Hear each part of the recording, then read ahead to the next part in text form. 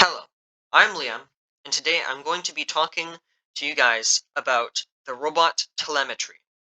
Now, telemetry means the information that the robot is sending back to you as a programmer.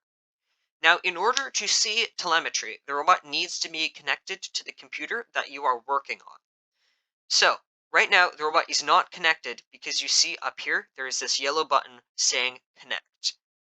Because this button is yellow, the robot is not connected, so you cannot see information from the robot.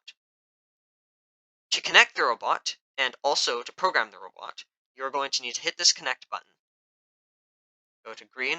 I'm going to be connecting with a USB cable, and you're going to want to pair the robot. Now that we've paired the robot, it is now connected and sending us telemetry. You can see this because there's a green circle with a check mark. Now, you can see the telemetry here. I'm indicating it with my mouse.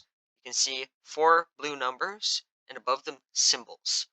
So these symbols correspond to what sensors are sending back this telemetry information. Right now, on port B, we have a color sensor connected, sending back color information. On ports C, D, and E, we have motors, which are currently sending back angle information. You can see that these values are slightly changing, and if I say turn a motor or move the robot, you can see all of the values are changing because they are sending back in real time the information that the robot is gathering.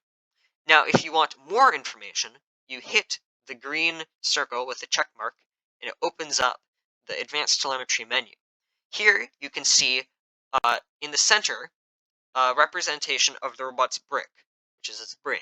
You can see here what devices are connected to which ports in the robot, which is useful if you don't know which wires plug into which ports.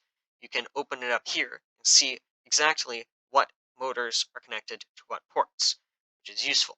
It also allows you to change the telemetry data that you're getting back. So right now we're getting back position data, but you can also get back, for example, speed or relative position, which are also very useful.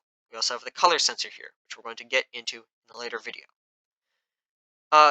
In addition to motor and color sensor information, there's also the data from the robot controller itself. The most useful of this is the robot's orientation, or tilt angle as the program calls it. So here we have yaw, pitch, and roll. Now these values correspond to in what directions the robot is tilted. So right now I'm going to spin the robot left to right, and you can see the yaw value is changing, and also the pitch and roll, but mostly the yaw. And you can use this information to determine in what direction the robot is pointing, which is going to be very useful in later programs. But this is how you can see it yourself.